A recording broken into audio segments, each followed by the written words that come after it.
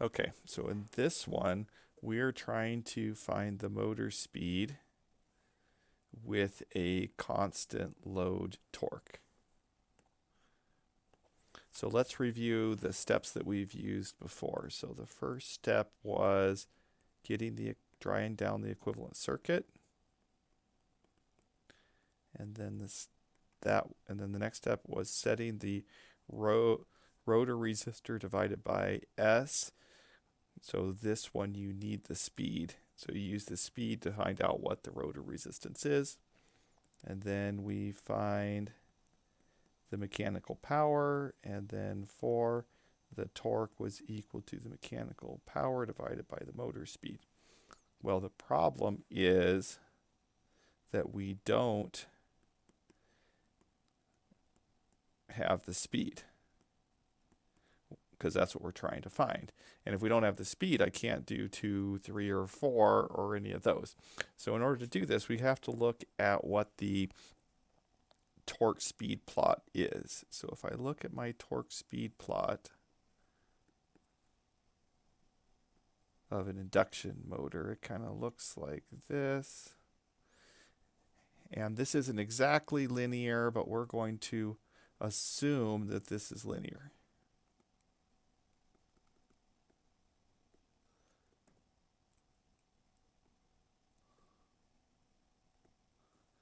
Okay, so what we're going to do is we're going to come in here and we're going to pick a fixed speed, which we'll call N0. And we're going to see that it's going to have a T0. So we're going to pick a slip, find the torque for that slip, and then we're going to use the fact that this point here is in synchronous. Okay, and then we can come in here and we can fit these 2 points to a line. So we're going to have the torque is equal to the slope of the torque times n plus whatever the y-intercept is.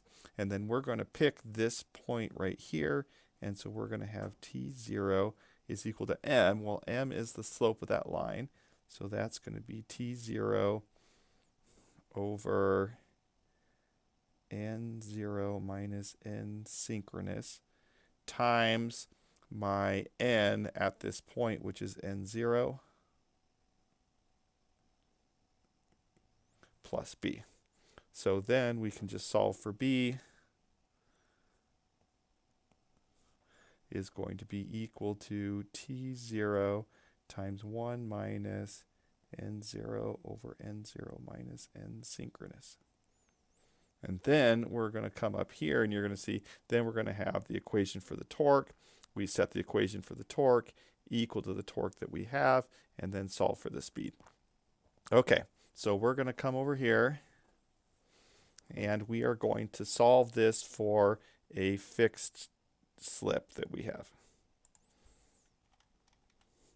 So we're going to go 208 divided by the square root of 3, because we have to go convert our line to neutral. This is our 0.5. This is our J 0.6. This is our magnetizing inductance, 28.5. This is our J 0.83. And so we're going to come in here and we're going to pick a slip equal to 0.1. So this is going to be 0.45 divided by 0.1. So what we're going to do is, before we used node voltage, this time we're going to use voltage divider and find our impedances, just to try different methods. So this is Z2. This one over here is Z of the rotor, and this one here is Z of our stator. We're going to solve for the V1, where we're going to combine the Z2 and the ZR and then do a voltage divider between the Z2 and the ZS. And then we're going to find our load current and then use our load current to find our power. Okay, so the first thing that we're going to do is find our Z2, which is going to be equal Z of the rotor in parallel with the J28.5. So we're going to go over to MATLAB, and we're going to set Z of the rotor is equal to J times 0.83 plus, we're going to need to set our slip as 0.01, and Z of the rotor is equal to J times 0.83 plus 0.45 divided by our slip. And then we're going to set Z of our stator equal to 0.5 plus J times 0.6. And then Z2 is going to be equal to 1 over our rotor resistance plus 1 divided by J times 28.5. Okay, and so then that is 12.7 plus J20. Okay, so then V1 is going to be 208 divided by the square root of 3 times Z2 over Z2 plus Z of our stator.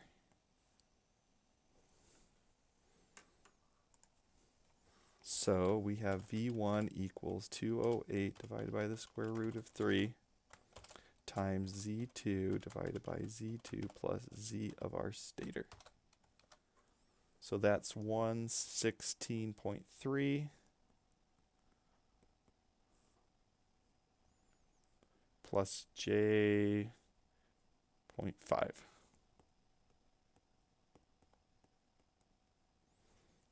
Okay. So now we go IL is equal to V1 divided by Z of the rotor.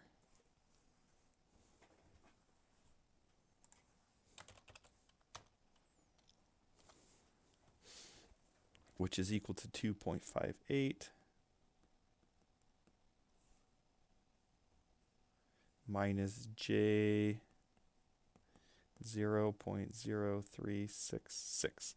Okay, so now our mechanical power is going to be 3 for our 3 phases times IL magnitude squared times the resistance that's the model of our mechanical power. So that's going to be the 0.45 divided by our slip minus the 0.45. So we go back to MATLAB, and we go PM equals 3 times the magnitude of IL squared times 0.55 divided by the slip minus the 0.45. So that's 893 watts. In this problem, we don't have any friction or windage loss, so we don't have to subtract that off. And then our torque, which we called T0, was PM over our motor speed. And we see that we are 60 hertz and we're 4 poles. So this is going to be equal to our motor speed divided by our synchronous speed, which is 2 pi times 60 times 2 over our poles. So that's our synchronous speed times the 1 minus the slip, which is 0.01. So this is equal to PM divided by 2 times pi times 60 times 0.5 times 1 minus 0.01, which is 4.78 newtons. Okay, so now that we have this torque, now we have all the pieces on here, so we can try and figure out what our equation is over here. So we're going to say we're going to solve for our B first. So that's 4.78 times 1 minus, let's go ahead and keep this in RPMs. So our base is going to be equal to, we are 2 poles, so 1800 times 0.99 divided by 1800 times 0.99 minus 1800. So we see B equals our T0 times 1 minus 1800 times 0.99 divided by the 1800 times 0.99 minus 1800.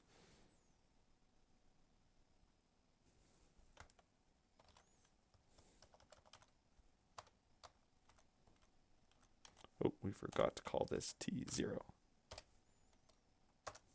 Okay, there's my 4.7. Okay. So B is equal to 478.4.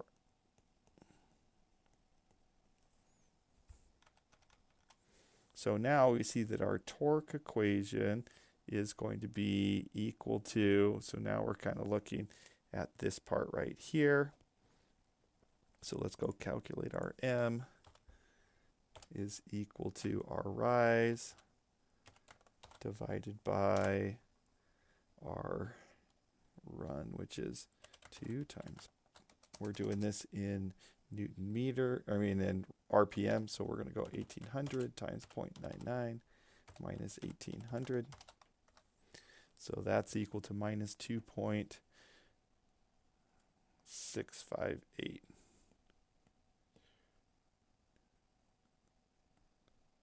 times our speed plus 478.4.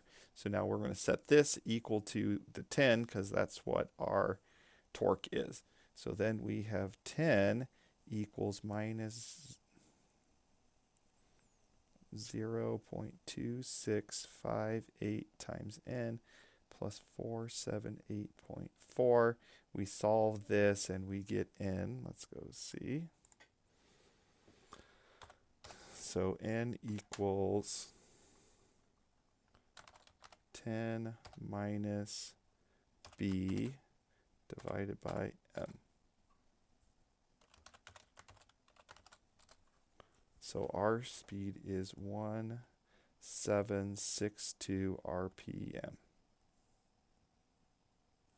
Okay, but now we have to come and check that to make sure that that's all valid. So what we're going to do is we are going to set our slip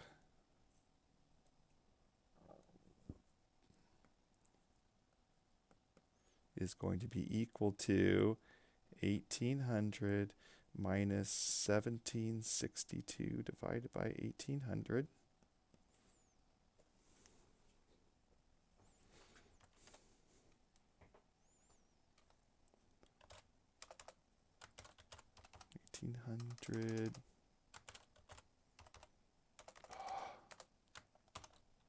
Eighteen hundred minus 1762 divided by 1800. So that's 0.211. Okay, so then we're going to go back and repeat this same process that we had here. So we're going to set our rotor speed, our rotor impedance to that. And then we're going to have Z2 is equal to those two in parallel. Let's start writing some of these down. Z2 equals 13.17. 0.17 plus J 10.4.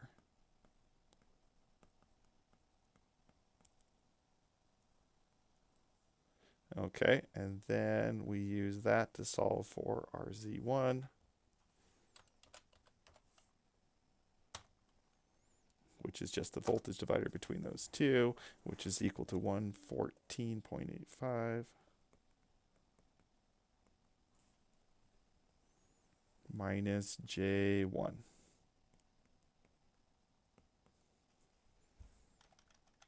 And then we go our IL, which is basically the voltage divided by our rotor, which is 5.4 minus J.26. Okay, and then our mechanical power is equal to 3 times IL magnitude squared times 0.45 over S minus 0.45.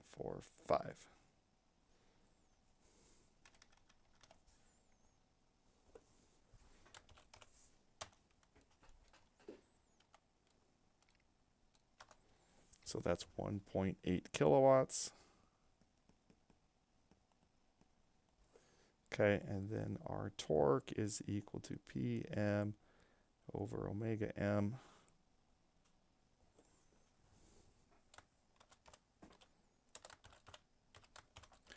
Two times pi times 60 times 0.5 times 1 minus S, which is equal to 9.83, which is close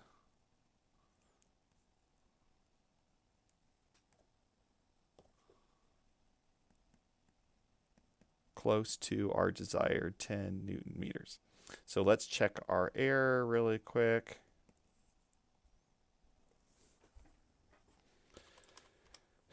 Error is equal to 10 minus T divided by 10. So 1.66%.